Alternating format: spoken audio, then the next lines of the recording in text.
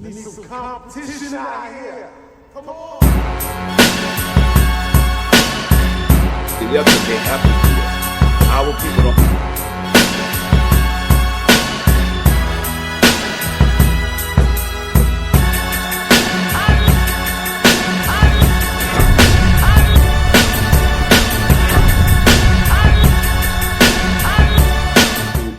To you know, adjust for the greater good, you know, you're gonna win. And me and Mun have that. Like, you know, we have that. So that's one of the things. So that makes it easy when it's not just us rapping, because you know the rapping part is you know a small percentage time wise, and compared to, I wouldn't say a small percentage. That's a little bit of an overstatement, but you know, just put it like this: you gotta get on a plane. You take a 5-hour flight. You check into a hotel. You do da da da da da. You've already put in all this time before you even get to the sound check to then do the show. So there's, you know, there's a lot of groups that you hear stories they can't even ride on the same damn buses together. They got to spend money for an additional bus because they hate each other's guts. I mean, that's crazy to think about that. Like, nigga, I got to spend $10,000 a month for a bus because I can't stand this motherfucker. And everything I do is connected to him, and I make my money with him. And if we get into a super blowout, it's a wrap. So there's tons of that in all different genres, you know what I mean, of music. So me and Mun, we get along like two peas in a pod, you know. My brother, I love him, man. And he's giving me so much. He's my big brother. He's giving me so much game that I'm forever indebted. You know what I mean? Indeed. Let's address something a little difficult to all of us, and I'm sure you. Shock G's passing, the unfortunate passing that happened last year, and it kind of seemed like it was happening during a time where we were just losing rappers like clockwork, whether it be through violence or through unfortunate circumstance, whatever the cases may have been.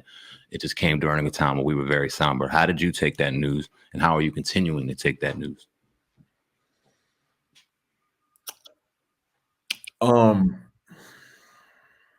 So December 30th, they announced the passing of MF Doom. MF Doom is a huge influence on me. I could talk a lot about MF Doom, and I'm open to it another point, but you know, I'm a long-winded brother, so I'm gonna keep it moving. Then 30 days later, one of my best friends in the world, Double K from People Under the Stairs, passed. That absolutely destroyed me. I was done. I mean, that's like one of my, you know. So then it was like Biz Markie, I believe, next, or Black Rob, both of them. And it was like, and both of them were tremendous influences. Like, I tell people, like, I'm not a fair weather Black Rob, whoa nigga. I fuck with all the Black Rob's albums. I wasn't up on the last one before he died, but like his second album, all that. I was heavy on Black Rob, heavy. I had vinyl on Black Rob, like the unreleased shit with Biggie Smalls. It's cold outside. Like, I was a Black Rob motherfucker. Matter of fact, just to say real quick for Black Rob, because he don't get his big ups enough. I remember when the pandemic was at its peak, it reminded me of, there's a Black Rob video for Star in the Hood off the second album where he's walking down the street, you know, I'm a star in the hood, and he's dapping people, and he kind of like daps people with this kind of like side fist. And I've remembered it during the pandemic because everybody was kind of like, when the pandemic was at its craziest, everybody didn't really want to like shake hands. So I posted that clip. This is 2020. This is like May 20, around then, a year before he died. And I posted it like, this is the world we're in now. And like, you know, just trying to be lighthearted, keep shit kind of funny, whatever. So Black Rob is my dude. I was still hurting but really off my man Double K. I mean, I can't stress to you like how close me and that brother was. And I was there from the very beginning of his career. I'll say this to people. A lot of people, some people know about the great people under the stairs. Some people don't. Some people have a kind of surface level understanding of that group. I challenge you to listen to the second People Under the Stairs album, Questions in the Form of the Answer, and tell me they ain't one of the greatest groups ever. For anybody who wants that, I dare you. But so when Shock died, oh, also before that, the great Chick Corea died. Chick Corea, who was one of my father's closest friends and like an uncle to me, I was still like numb off my man Double K. So when that happened, but that's like my father's guy, it was like, you know, you only have so much capacity for emotion when you keep losing people. But like I was already drained. So I was just kind of like, I felt it, but I was drained. Like I'd already cried so many tears. So then when Shock died,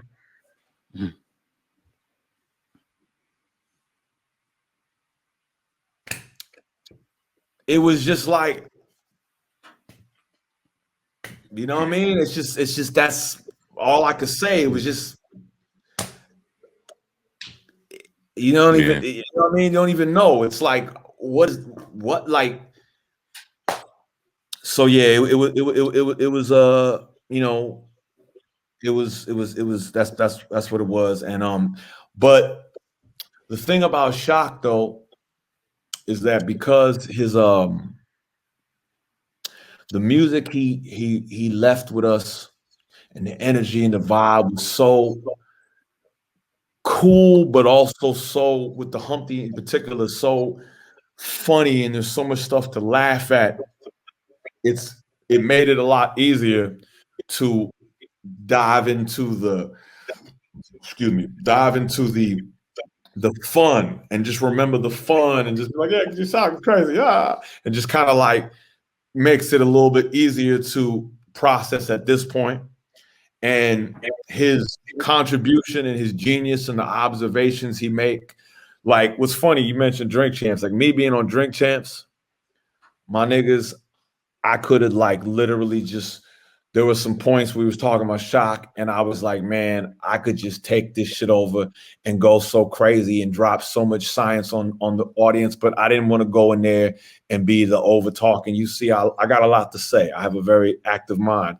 And I was like, there's tons of shit I could share about. Like when Nori was talking about Shock breaking down the voices and shit, and Mun said some beautiful shit. I have some other shit I could say, but you know, just letting the conversation how it go. But there's so much to Shock that, you know, people don't know, and artistic brilliance. So for me, I tend to look at him as a beacon of light artistically, and the attitude towards it, because it isn't just his abilities and what he did with it.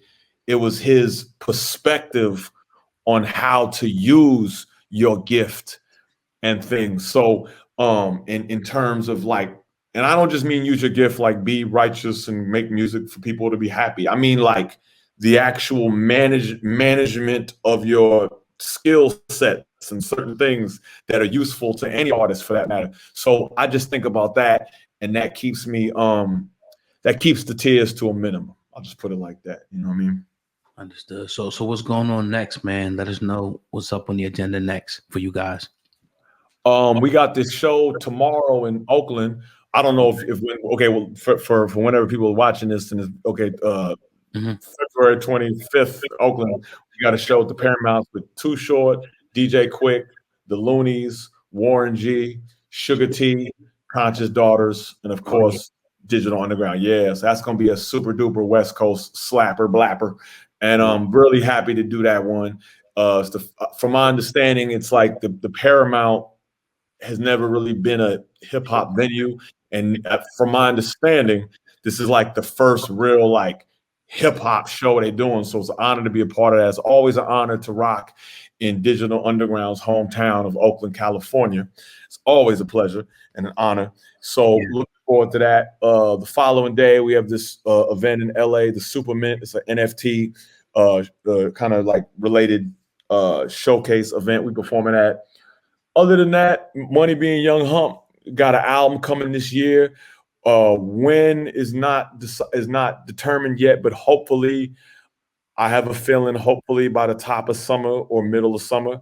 And that album is a fool, man. And I'll say I got my own solo album, Young Hump, The Fabulous Imagination of Young Hump, which is out there now. You can check it out everywhere.